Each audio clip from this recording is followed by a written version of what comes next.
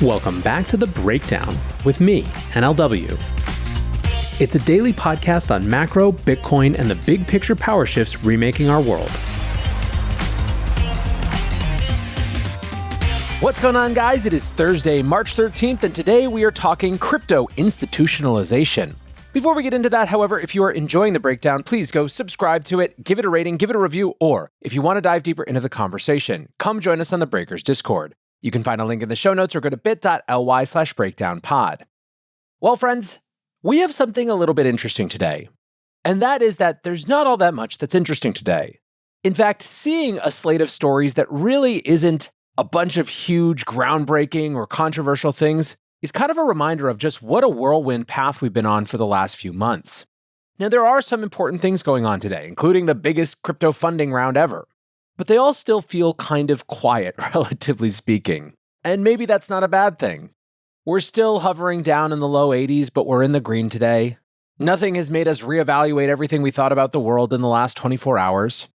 And so with that, let's get into this slate of stories, starting with Binance raising $2 billion, the largest ever crypto financing deal, from MGX, which is the Abu Dhabi-based state-owned tech investment firm.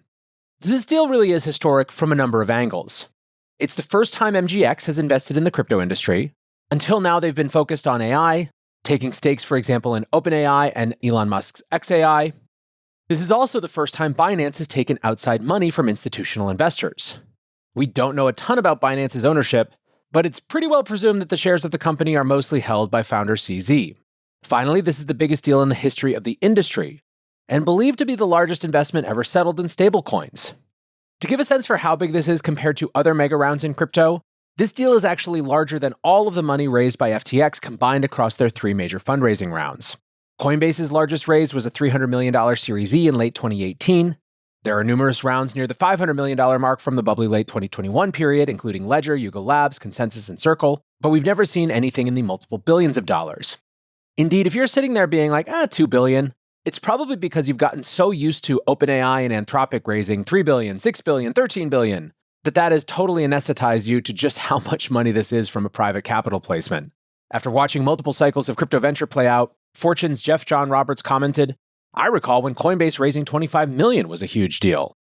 Now, while most private investments are fairly simple to parse, i.e. VCs investing in startups that they hope will increase in value, MGX investments do tend to be a little bit more strategic in nature.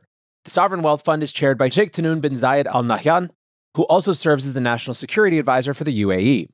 MGX's investments in AI companies and infrastructure are, yes, in some ways traditional venture and private equity investments, but they also support the UAE's ambition to transition from an oil economy to a Middle Eastern tech hub.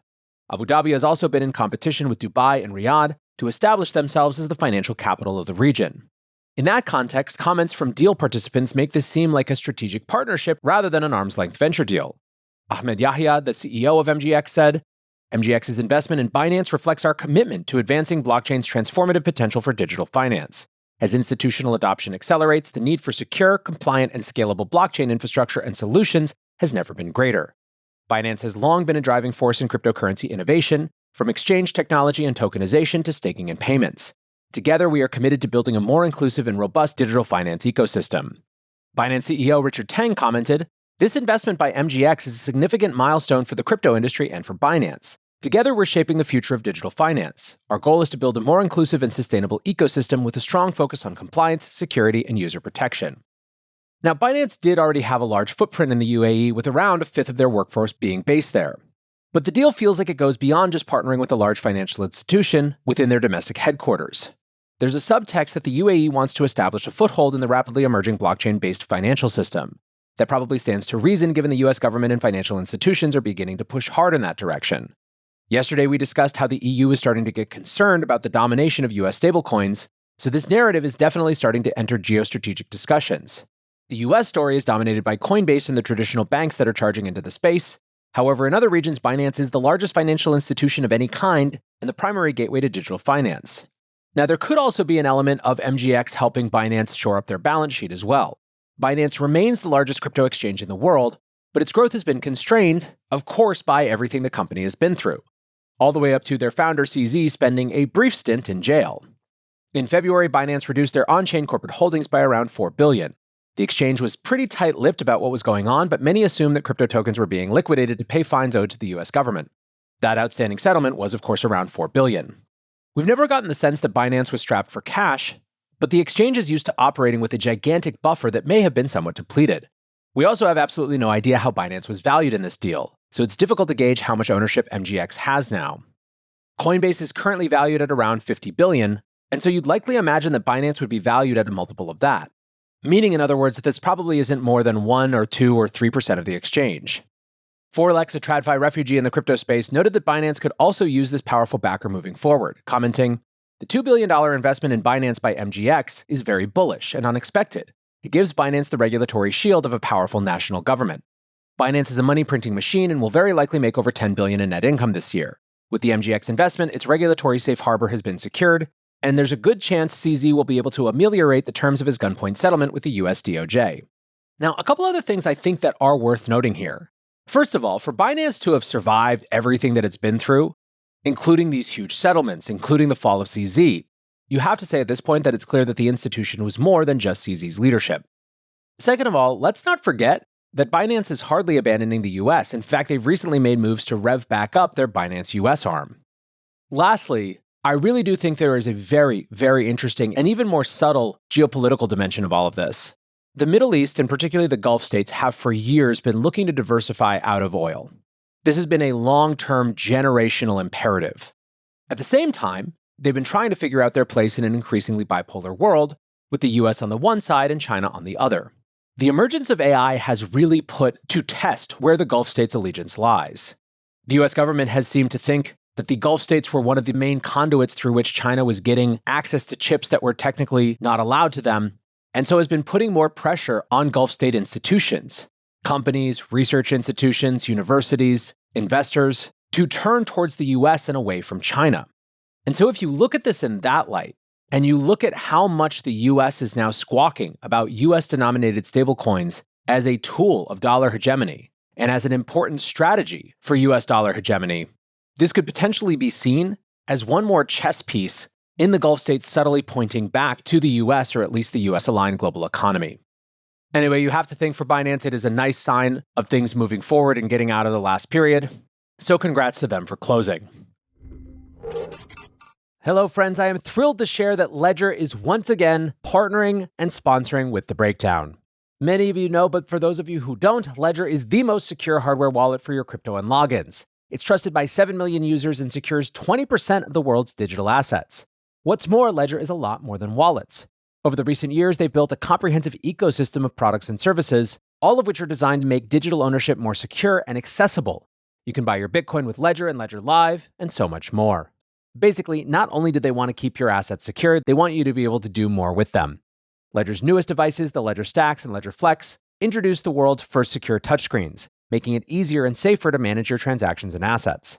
Alongside Ledger Stacks and Ledger Flex, the company also launched the Ledger Security Key app, offering a safer alternative to traditional passwords and enhancing your digital security. If you are in this space, you owe it to yourself to at least check out Ledger and their ecosystem, what they have available to you. So thanks once again to Ledger for sponsoring the show. Speaking of stablecoins and institutionalization, back in the US, BNY Mellon is deepening their relationship with Circle. The world's largest custodian bank will allow some clients to buy and sell USDC through their BNY accounts. In a joint statement, the two companies said, BNY and Circle continue to work to bridge the gap between traditional and digital finance and are exploring how to deepen our relationship to benefit financial markets. BNY had already been serving as a primary custodian for Circle's reserves since April 2022, shortly after Silicon Valley Bank collapsed. However, until recently, BNY was prevented from acting as an on- and off-ramp for institutional clients by banking regulations. Last week, though, the OCC formally withdrew choke point-era restrictions, allowing banks to interact with stablecoins directly. It's difficult to overstate how much of a paradigm shift it is for BNY to tap into crypto networks. The bank is functionally the nerve center for Wall Street. They custody over $50 trillion in assets and process over $240 billion in US dollar payments daily. A significant portion of all institutional money in this country, and indeed globally, passes through BNY. The bank has also recently been pushing up against the limits of traditional banking infrastructure. In February, they announced an upgrade to the privately operated RTP real-time payments network, which increased the transaction limit from 1 million to 10 million in a single transaction. Obviously, those are rookie numbers compared to what's possible on public blockchains, So it's understandable that BNY has an interest in offering access to their customers. Now, as I mentioned at the beginning of this show, this announcement does feel a little mundane on the surface, but it's a big step towards marrying the traditional financial system to crypto rails. Commenters noted the partnership also has big implications for how the Wall Street adoption story will go. Okami Crypto wrote, "The greatest dynamic in stablecoins in the next few years will be the entrance of the mainstream in TradFi, which has huge implications for Tether and Circle. And here's a good example. BNY will become a tokenizing bank for USDC. That's a big deal as mainstream enterprise starts to use stablecoins as they will prefer the safety of BNY. Tether won't get the time of day from BNY. And let's not forget that BNY has $52 trillion of assets under custody, which, if tokenization of capital markets begins over the coming years, is a massive pool for BNY and Circle to explore." Mr. Vix commented, "Very important to distinguish who will be the chosen stablecoins adopted by institutions and who will not. BNY deal with Circle is huge, one of the biggest custodian banks and a globally systematically important bank." TLDR, we're in a moment where Wall Street is sorting out their tech stack for the era of digitized finance, and BNY appears to have chosen USDC. There is going to be a lot of this sort of jockeying for position in the stablecoin world. We've already seen some indications that companies are willing to play very aggressively in this space, but I also think that it's more open than perhaps it seems at first glance, given, for example, that Tether CEO Paulo Arduino is walking around Washington, D.C. as we speak. Last note today, a quick update on the macro, which is, of course, the main factor in markets at the moment. Inflation relief could be on the way as the CPI report comes in cool. February's inflation data shows disinflation across the board. Headline CPI dropped slightly to 2.8%, while core inflation, which of course excludes food and energy, moderated to 3.1%. Both readings came in below expectations and dropped by 10 basis points from January. This was the first simultaneous decline in both readings since July of last year. The slowdown in the shelter component remains the main story. Shelter costs increased by 0.3% for the month, less than January's figures, but still responsible for half of the inflation for the month. Annualized shelter inflation is now running at 4.2%, the lowest rate since December 2021. The shelter component relies on a mix of imputed data and surveys, and it's also known to have significant lags of up to 6 months due to the way the rotating survey is conducted. There are many critics of the way shelter inflation is calculated, including Fed Chair Jerome Powell. So this inflation print could be discounted even lower, and at the least, shows that things are headed in the right direction. Trueflation, a private attempt at real-time inflation data, fell off a cliff at the beginning of March.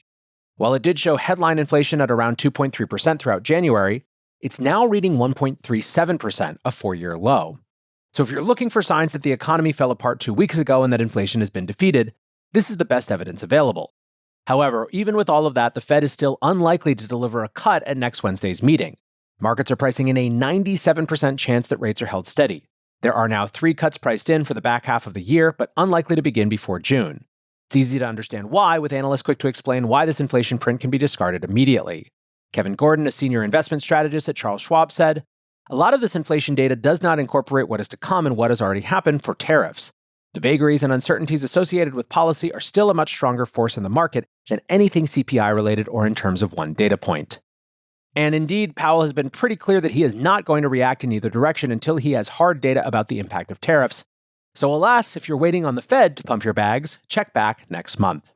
For now, that is going to do it for today's breakdown. Appreciate you listening as always. Until next time, be safe and take care of each other. Peace.